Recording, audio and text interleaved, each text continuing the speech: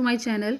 यहाँ पे आज बात करेंगे एसबीआई की जो वैकेंसी निकली है अभी क्लर्क की, उसका नोटिफिकेशन आ चुका है। इस वीडियो में पूरी बात करूँगी एप्लीकेशन फ़ीस की, सिलेक्शन प्रोसेस की, इंपॉर्टेंट टॉपिक्स की, पिछले साल क्या कट ऑफ थी, कैसे क्या है, ये सारा आपको इस वीडियो में मिल जाएगा। तो इस वीडियो को पूरा ज़रूर देखिएगा।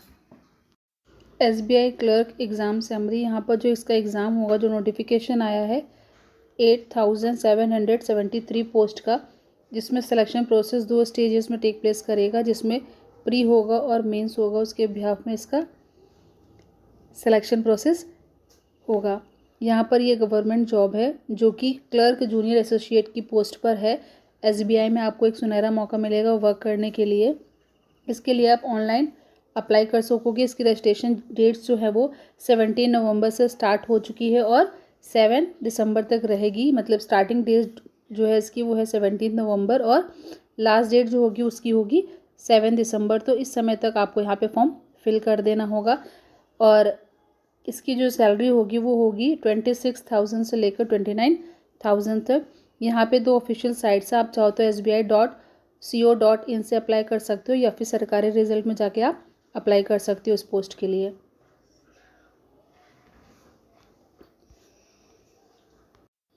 यहाँ पर इसकी डेट दे दी गई है कि आपका जो नोटिफिकेशन है वो 16 नवंबर को आया था और इसका जो ऑनलाइन एप्लीकेशन स्टार्ट हुआ है वो 17 नवंबर से स्टार्ट हुआ है, जो कि 7 दिसंबर तक रहेगा। और इसका पीटी का कॉल लेटर जो है वो दिसंबर में आ जाएगा। फिर इसका जो एडमिट कार्ड होगा वो दिसंबर में ही आ जाएगा। इसके बाद यहाँ पर आपका एग्ज़ाम होगा जनवरी 2024 में।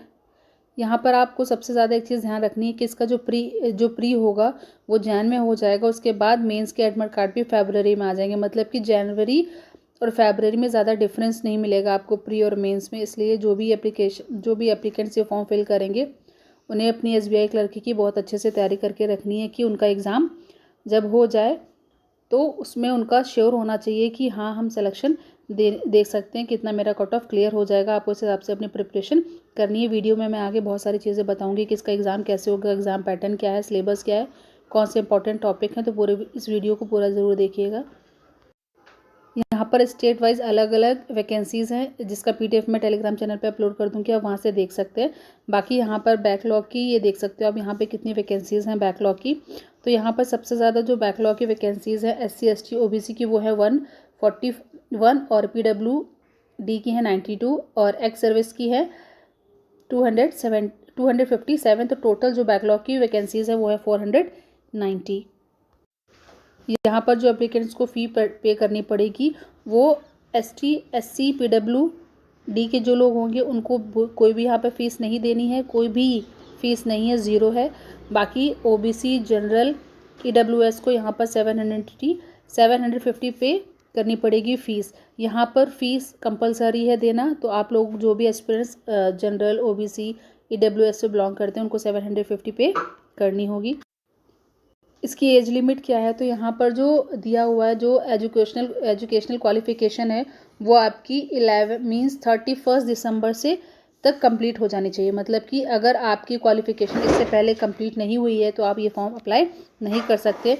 जो भी एस्पिरेंट्स जिन्होंने ग्रेजुएशन कर रखा है किसी भी यूनिवर्सिटी से, वो इस फॉर्म को अप्लाई कर सकते हैं। और यहाँ पर जो एज लिमिट दी गई है वो 20 ईयर्स से लेकर 28 ईयर्स के बीच की होनी चाहिए, इससे ज़्यादा नहीं होनी चाहिए। मतलब यहाँ पे साफ साफ नोटिफिकेशन में दिया भी गया है नॉट बिलो 20 ईयर्स, 20 ईयर्स से कम नहीं होनी चाहिए और 28 ईयर्स से ज़्यादा नहीं होनी चाहिए।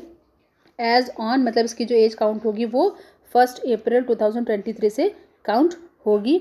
और कोई भी पर्सन हो उसका जन्म 2 अप्रैल 1995 से पहले नहीं होना चाहिए और ना 1 अप्रैल 2003 के बाद का होना चाहिए। यहाँ पर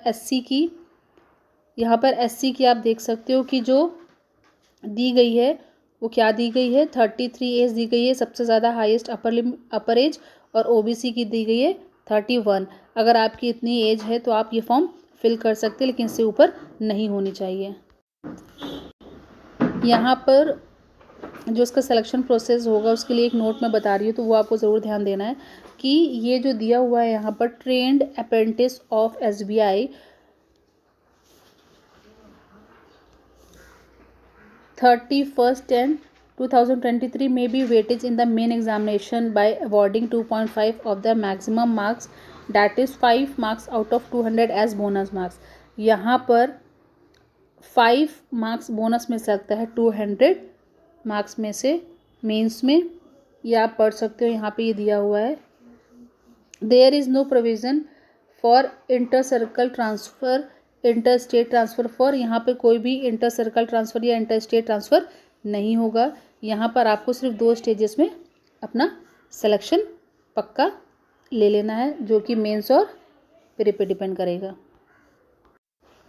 अब बात करते हैं इसका एग्ज़ाम पैटर्न जो होगा वो क्या होगा. प्री में आपका इंग्लिश के 30 क्वेश्चन होंगे 30 मार्क्स के, मैथ्स होगी 35 क्वेश्चन 35 मार्क्स के, रीजनिंग होगी 35 क्वेश्चन 35 मार्क्स के, और टोटल जो ये होगा प्री उसमें 100 क्वेश्चन होंगे 100 मार्क्स के.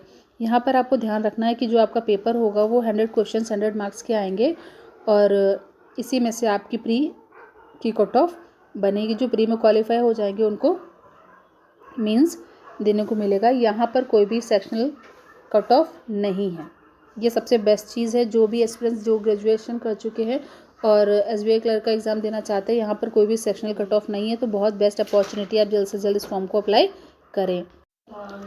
अभी आगे मैं बताऊंगी कि इसके इंपॉर्टेंट टॉपिक्स कौन कौन से हैं जो आपको पढ़ने हैं रीजनिंग मैथ्स इंग्लिश में, लेकिन उससे पहले यहाँ पे बात कर लेते हैं सैलरी की.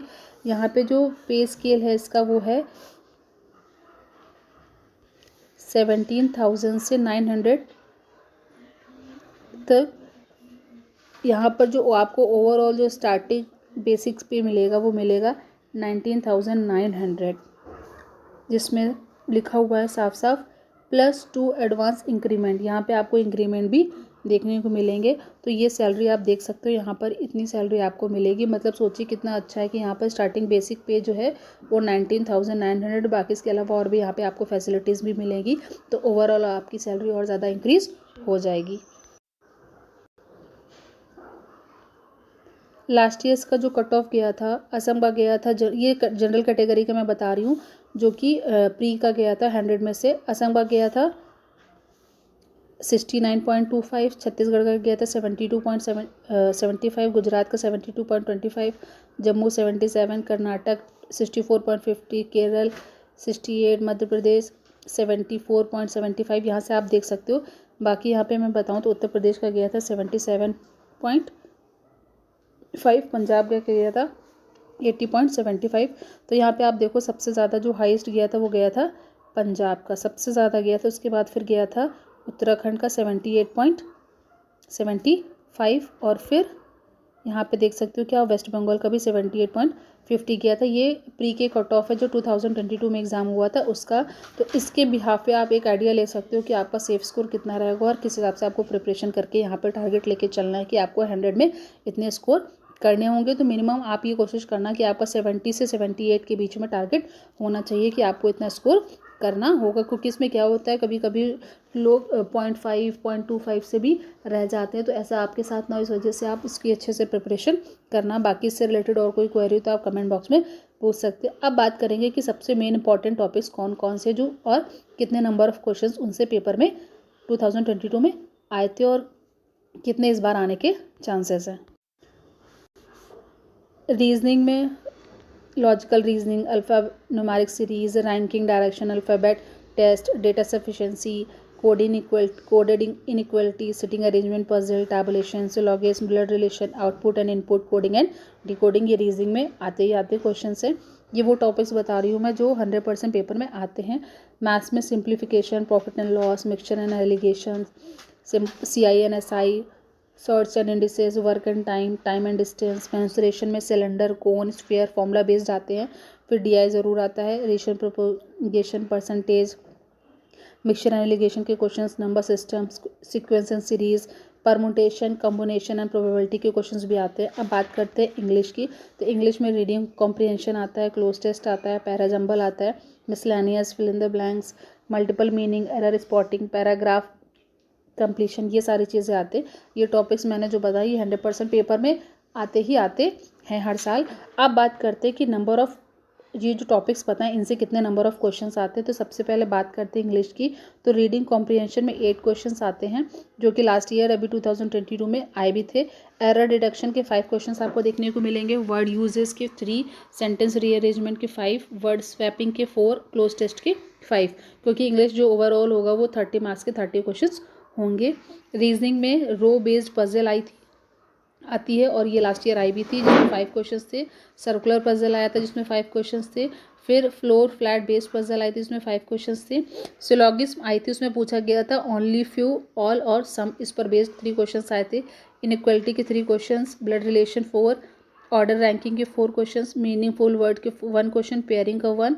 बाकी अल्फ़ाबेटिकल सीरीज आई थी, अल्फ़ान्यूमेरिकल सीरीज आई थी, जो कि लेटर, नंबर्स और सिंबल पर बेस्ड थे। और 35 क्वेश्चन 35 मार्क्स के आए थे। इस बार भी ऐसे ही क्वेश्चंस आएंगे इन टॉपिक से। अब बात करते हैं मैथ्स की। तो DI बार ग्राफ पे आया था जिसमें 5 क्वेश्चंस थे, और कैसल DI आया था जिसमें 6 क्वेश्चंस थे। रॉन्ग नंबर सीरीज आई थी जिसमें 6 क्वेश्चन थे। सिंप्लीफिकेशन के 10 क्वेश्चंस थे। अरिथमेटिक के 8। यहाँ पर आपको सबसे ज़्यादा फोकस करना है सिंप्लीफिकेशन मैथ्स में, क्योंकि देख सकते हो आपको यहाँ पे कैलकुलेशन में स्पीड बहुत मैटर करती है बैंक के एग्जाम्स में। तो आप ज़्यादा से ज़्यादा अपना सिंप्लीफिकेशन की प्रैक्टिस करना, add, subtract, 3-4 digit, 5 digit, multiplication, ये सारी चीज़ें, बॉड मास, डी मास, ये सारा ज़्यादा से ज़्यादा प्रैक्टिस करना, क्योंकि यहाँ पे सिंप्लीफिकेशन का वेटेज ज़्यादा होगा। और यहाँ पर स्पीड ज़्यादा मैटर करती है कि आप किस तरीके से कम समय में ज़्यादा क्वेश्चंस को अटेम्प्ट कर पाओगे। इसलिए जो भी एस्पिरेंट्स है वो SBI क्लर्क की तैयारी कर रहे हो तो अभी से बहुत अच्छे से तैयारी कर लीजिए, क्योंकि इसका जान में अगर आपका एग्ज़ाम होगा तो अभी तो नवंबर ही है, हाफ नवंबर तो ख़त्म हो चुका है, लेकिन अभी जो डेज़ बचे हैं ये प्लस दिसंबर, आपके पास मोर देन 145 डेज़ है, जिससे कि आप अपना चांसेस इंक्रीज़ कर सकते हो सिलेक्शन देने में। तो जो भी एस्पिरेंट्स SBI का एग्ज़ाम देना चाहते हैं अपनी तैयारी में लग जाइए। और अगर उनको बुक करनी है तो वो किरण की जो मैथ्स की बुक आती है आप उससे कर सकते हो। बाकी रीजनिंग की आप ले सकते हो इंडिविजुअल बुक, अगर आप RS अग्रवाल से करते हो तो वो भी ठीक है। बाकी अगर किरण पब्लिकेशन से कर लो मैथ्स तो ज़्यादा बेटर है। बाकी आप यूट्यूब चैनल टीचर्स की हेल्प ले सकते हो। अगर आपको कोई क्वेरी है तो आप मुझे कमेंट बॉक्स में कमेंट करके पूछ सकते हो। ये सारी इन्फॉर्मेशन मैंने बताई हैं, प्री क्वालिफाई कर लेंगे, जिसमें ये पैटर्न दिया हुआ जो मैं ऑलरेडी बता चुकी हूँ कि इसमें 30 क्वेश्चन आएंगे 30 मार्क्स के, और ड्यूरेशन होगा 20 मिनट इंग्लिश लैंग्वेज के लिए। हर सेक्शन के लिए 20 मिनट्स मिलेंगे, और ये जो टोटल टाइम होगा वो 1 घंटे का पेपर होगा, जिसमें आपको 100 क्वेश्चंस करने होंगे। जो लोग ये प्री क्वालिफाई करेंगे फिर उनका मेंस एग्ज़ाम होगा, और मेंस का यहाँ पे आप देख सकते हो कि मेंस का पैटर्न क्या है। तो जो मेंस होगा ना इसका वो होगा 2 घंटे 40 मिनट का, मतलब कि उसमें आपको इंग्लिश के 40 क्वेश्चंस करने होंगे 35 मिनट्स में, मैथ्स के करने होंगे 50 क्वेश्चंस 45 मिनट्स में, रीजनिंग के करने होंगे आपको 50 क्वेश्चंस 45 मिनट्स में, जिसमें कंप्यूटर एप्टीट्यूड भी होगा। और फिर बाकी आपका GA फाइनेंशियल अवेयरनेस आएगा 50 क्वेश्चंस, जिसको 35 मिनट्स में करना होगा। और ये जो टोटल क्वेश्चंस हैं इंग्लिश के 40 क्वेश्चंस 40 मार्क्स के, मैथ्स के 50 क्वेश्चंस 50 मार्क्स के होंगे, रीजनिंग कंप्यूटर एप्टीट्यूड के 50 क्वेश्चन 60 मार्क्स के होंगे, और जनरल अवेयरनेस जो होगा वो 50 मार्क्स के 50 क्वेश्चन होंगे। आपको यहाँ पे ध्यान रखना है कि जो रीजनिंग आएगी उसमें 50 क्वेश्चन होंगे, लेकिन उसमें 60 मार्क्स का होगा, और इसमें टोटल 200 मार्क्स का पेपर होगा, जिसमें 190 क्वेश्चंस होंगे, और इसकी जो टाइम ड्यूरेशन होगी वो होगी 2 hours 40 minutes। बाकी इसकी PDF मैं टेलीग्राम चैनल पर अपलोड कर रही हूँ, वहाँ से आप देख सकते हो कि प्री और मेंस का पूरा डिटेल्ड सिलेबस क्या है। सारी इन्फॉर्मेशन मैंने बताई हैं। आई होप ये बहुत यूजफुल होगा। Please like, share and subscribe my channel for further details. Thank you for watching.